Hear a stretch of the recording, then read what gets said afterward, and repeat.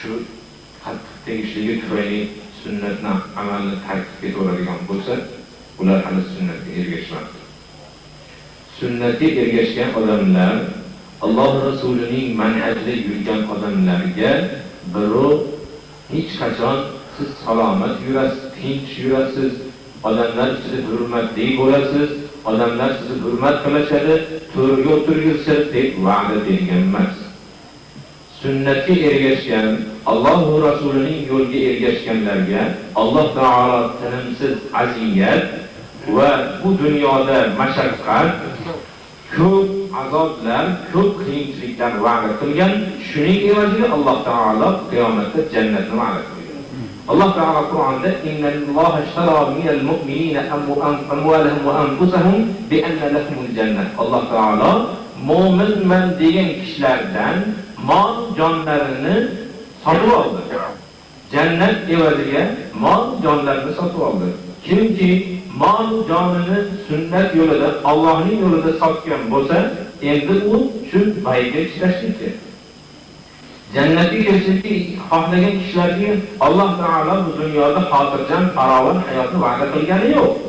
Xor bo'lasiz, mahallalarda sizni xor qilishadi, hamma qo'lidan ko'rsatib sizni masxara qiladi, hamma siz bilan olishadi, butun dunyoda olishadigan boshqa narsa qolmagandek hamma siz bilan olishadi. Shunga chidaysiz, shu yo'lda, sunnat yo'lida mustahkam turasiz. O'sha sizga Qur'onda Alloh taolo va la yaqshawna lawmata la'im, malomatchining malomatidan qo'rqmaydigan deb mu'minlarni sifatladi. Demak, malomatchining malomatiga e'tibor qilmasdan hayot kechirasiz. Shuni evaziga Alloh taolo sizga agar xohlasa jannatni beradi. Jannatga kirishlikning birodarlar yo'li oson emas. Jannatga kirishlik uchun ham bu dunyoda ozgina mashaqqat kechishlik kerak. Ad-dunya sijnul mu'min va jannatul kafir deganlar. Dunyo kofirning jannati, mu'minning qamog'i dedi. Biz bu dunyoda bog'da yashayotganimiz yo'q. Mo'min kishi birodarlar, agar sizlar islomga kirsangiz, molim, jonim xotirjam bo'ladi degan bo'lsangiz, adashgansizlar. Islomga kirgan vaqtda islom sizlarga tinchlik, xotirjamlikni va'da qilgani yo'q. Sahobalar ham islomga kirayotganda, biz shu dinga, Muhammadga ergashib qolsak, bizni himoya qiladigan odamlar bo'lar ekan deb ergashishgani yo'q. Qur'onda valamma ra'al mu'minuna al-ahzab qalu hada ma wa'adana Allohu va rasuluhu va sadaqa Allohu va rasuluhu va ma zadahum illa imanan va tasliman. Mo'minlar islomni yo'qotaman deb maydonga kelgan butun qurol aslahalarni hammalari jam bo'lib kelgan mushriklarni ko'rganda munofiqlar aytishdiki, mana sizlar Muhammadga ergashuvchilar mana ahvolga keltiribsizlar, hozir yo'q ketasizlar deyishdi. Solih mo'min kishilar nima deb javob qildi? Bu payg'ambar Alloh rasuli bizga va'da qilgan narsa shu dedi. Alloh rasuli bizga va'da qilgan narsa mana shu, bizga Alloh rasuli bir xotirjam hayot, tinchlik, omonlikni, boylikni va'da qilgan yo'q birodarlar. Agar shu maqsadda islomga kirgan odamlar bo'lsa, biz qaytaramiz. Islom buni hech kimga va'da qilgani yo'q. Qur'on va sunnat manhajida yurgan kishilarga bu dunyoda tinimsiz kechasi tuncha aziyatlar bo'ladi. Mahallalarda hamma shunga dushman bo'lib qoladi. Shunday aziyatlarga chidagan odamlarga Alloh taolo jannatni va'da qildi. Shuning uchun sunnat yo'lida bir sunnatni ijro qilayotgan bo'lsa, bir boshqa odam uni qattiq tergaydigan bo'lsa, shu tufayli sunnatdan qaytib ketaveradigan bo'lsa, bu birodarlarga biz aytamiz, sunnatga ergashishlik bunaqa bo'lmaydi. Sunnatga ergashilgandan keyin xuddi ilon uyiga kirib ketganda uni qaytarib chiqara olmagandek, sunnat yo'liga kirgandan keyin birovni qaytarib chiqara olmasligi kerak. Biz shu odamlarni sunnatga ergashgan deymiz. Bu sunnatga ergashganingizdan keyin birov sizni malomat qiladigan bo'lsa, shu sizga ta'sir qiladigan bo'lsa, bu maqsad emas. Sunnatga ergashganingizdan keyin albatta sizga qattiq tegishadi. Shunga chidasangiz, Alloh rasulining roziligiga erishasiz. Bu yerda yana bir savol bo'ldiki, jumani uyda o'qish haqida ham sharhlat bersangiz. Ko'p qorakalar bo'lmaydi deb qattiq tegyaptilar. Biz bu savolga iloji boricha javob qilmasligini xohlardik. Lekin bizga bu savol boshqa yerlarda ham berilganligi uchun kengroq qilib bo'lsa ham, sal vaqtliroq bo'lsa ham so'rashga harakat qilamiz. Juma namozining Alloh tomonidan buyurilgan ibodat ekanligi haqida shubhamiz yo'q. Alloh subhanahu va taolo bu mo'min kishilarga sayyidul ayyom deb, hajjul masokin deb, kunlarning eng yaxshisi deb, miskin Allohning yo'liga ergashganligi uchun, aybi la ilaha illalloh bo'lganligi uchun, meni Rabbim yakka deganligi uchun hayotda kamsitirilgan bechora hol kishilarning bayrami degan juma kuni ekanligida shubha qilmaymiz. Biroq dinimiz dushmanlari bizlarni bu bayramimizni yo'qotishga ko'p hunarlarni ishlatishdi. Bayramni tubdan yo'qotishlik mumkin emasligini bilishdi. Bu bayramni mutlaq bu taqvimdan chiqarib tashlashlik mumkin emasligini bilishdi. Lekin bu bayramni shunday qilishdiki, musulmonlar bu kuni bayram emas, motam tutilishi mumkin o'xshab qoldi. Nima uchun? Chunki bayram kuningiz Alloh Rasulining so'zini eshitsangiz, bu sizga bayram bo'ladi. Alloh Rasulining so'ziga zid so'zlar bo'lganda musulmon kishiga bayram bo'lmaydi, birodarlar. Alloh Rasulining so'zlari masxara bo'layotgan bo'lib ham va annal masajida lillah, masjidlar Allohning uyi degan, Allohning uyida Allohning o'zining kalomi, payg'ambarining so'zlari masxara bo'ladigan joyda musulmon kishi hech bayram qilolmaydi, birodarlar. Lekin biz bu yerda uyda o'qishlik haqida so'rashibdi. Juma namozi bu masjidda o'qiladigan, payg'ambarimiz davrlarida masjidda jamoat bo'lib, payg'ambarimiz sollallohu alayhi vasallamga ergashib o'qilgan namoz.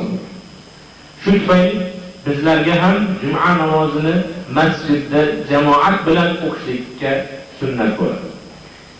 Endi masjiddagi ahvollar bu yerda o'tirgan kishilarga hammalarga ma'lum. Shuning uchun bu haqda ko'p gapirmaymizda. Bu savolni bergan birodarimiz vallohu a'lam qalblarida shu narsani kutayotgan bo'lsalar kerakki, uyda o'qishlikka ruxsat degan so'z chiqishligini turgan bo'lsalar kerak. Biz shu narsani ham aytmaymizda, niyatni solih qilaylik. Biz shu juma kuni Alloh bizga bergan bayramni Allohning uyida o'qishlik bizga muvaffaq bo'lgan ekan, biz hech bo'lmasa xonadonimizda bayram qilamiz deb o'qigan odamlar inshaalloh Allohning huzurida ajrga ega bo'ladi. Ammo shu masjidda mana bayram qildirmadik, endi uylarida ham bayram qildirmaymiz deb shunga to'g'anoq bo'layotgan, amal bilan, so'z bilan qarshilik qilayotgan kishilar ogoh bo'lishlari kerak. Lekin biz qancha bo'lsa imkon doirasida solih imomlar orqasida masjidda o'qilishini tarafdorimiz. Agar bir musulmon kishining imkoniyat doirasidan tashqari, ya'ni bir shaharda solih imom qolmaydigan bo'lsa, shu uylarda o'qilgan juma namozlariga biz qarshilik qila olmaymiz.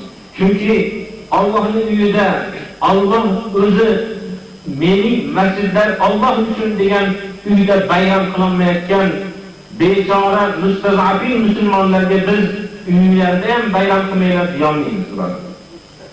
Shuning uchun bu savolni javobini o'zingizlarga havola qilamiz.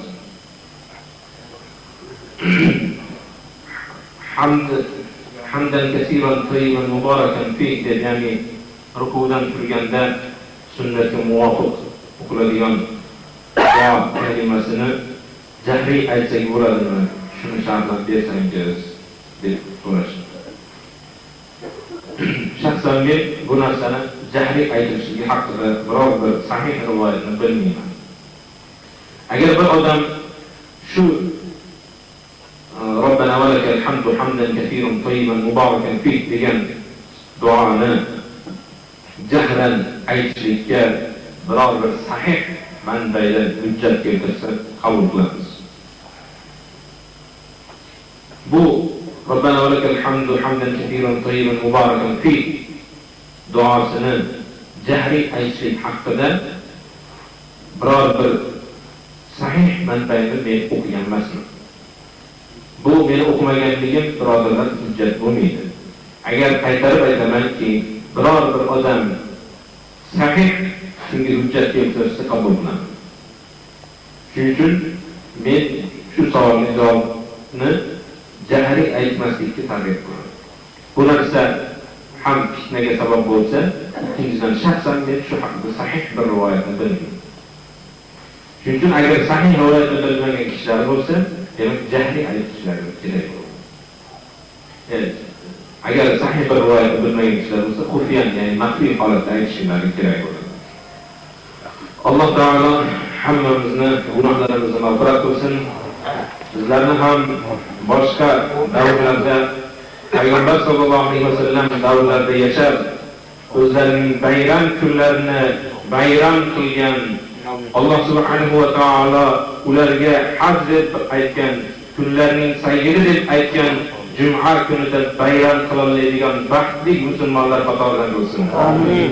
Alloh taolo agar bizga bu dunyoda bu bayram qilishlikni nasib qilmasa, Alloh taolo qiyomat kuni shu bayram qilolmaganligimiz uchun Alloh taolo o'zi ajr bersin.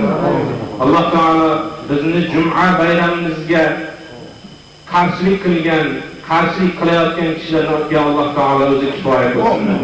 Alloh taolo musulmonlarning hayotlari, turmushlariga aralashayotgan, musulmonlarning o'zlaridan dushmanlar chiqarib, musulmonlar o'zlarining uylarida bayram qilayotgan musulmonlarga jo'natayotgan ayg'oqni jo'natib, ularni yo'qotishlikka harakat qilayotgan dinimiz dushmanlarini Alloh o'zi halok qilsin. Biz birodarlar shuni yaxshi tushunmoqligimiz kerakki, agar islomga kirishlik bilan biz xotirjam yashaymiz deb kirgan bo'lsak adashamiz. Islomga kirishligimiz bilan biz boy bo'lamiz deb kirgan bo'lsak adashamiz. Islomga kirganimizda biz tinch, omon bola-chaqalarimiz oldida o'tiramiz deb kirgan bo'lsak biz adashganmiz. Alloh taolo bizlarga bu tinchlik, omonlik, xotirjamlik, boylikni va'da qilgani yo'q. Qur'oni Karimda bu narsani va'da qilgani yo'q, birodarlar. Biz Allohning diniga yuramiz, Alloh Rasulining yo'liga ergashamiz. Bizga bu yo'lda tanimsiz tazyiqlar bo'ladi. Shu narsalarga chidaymiz. Alloh inshaalloh bizga jannatni nasib qiladi. Alloh hammamizga shu jannatni nasib qilsin. Alloh taolo gunohlarimizni mag'firat qilsin. Shu haqiqat qilinayotgan yosh farzandni Alloh taolo islomga muvofiq tarbiyalanib, kitob sunnat yo'lida yashab, shu yo'lga targ'ib qiladigan kishilardan qilsin. Shu xonadondan islom bilan, iymon bilan o'tgan kishilarni Alloh taolo rahmat qilsin. Qolganlarning dinlari bilan salomat qilsin. Sallallohu va sallam va baraka ala Muhammadin va ala alihi va sahbihi ajma'in. Duo qilinglar shu odamga. Qarang. Amin. Ilohim. Umrimizni ajratmasin Alloh taolo. Ish ko'rishmasin. Alloh. Akram bo'ldi. Ha? 5 ta jam. 4 ta jam. Asr bo'ldi. Ya asrda qo'lingiz endi. Mayli. Shu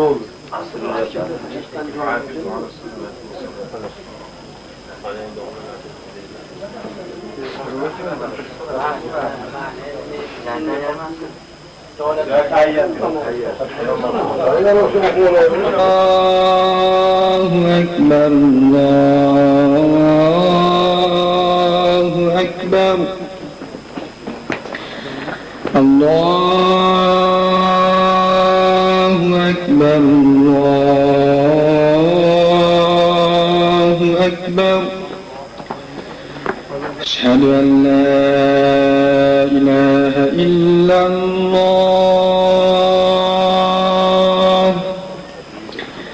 أشهد أن لا إله إلا الله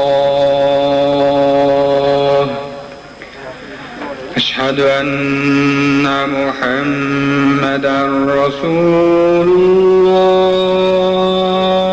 الله أشهد أن محمدا رسول الله حي على الصلاة حي على الصلاة حي على الفلاح حي على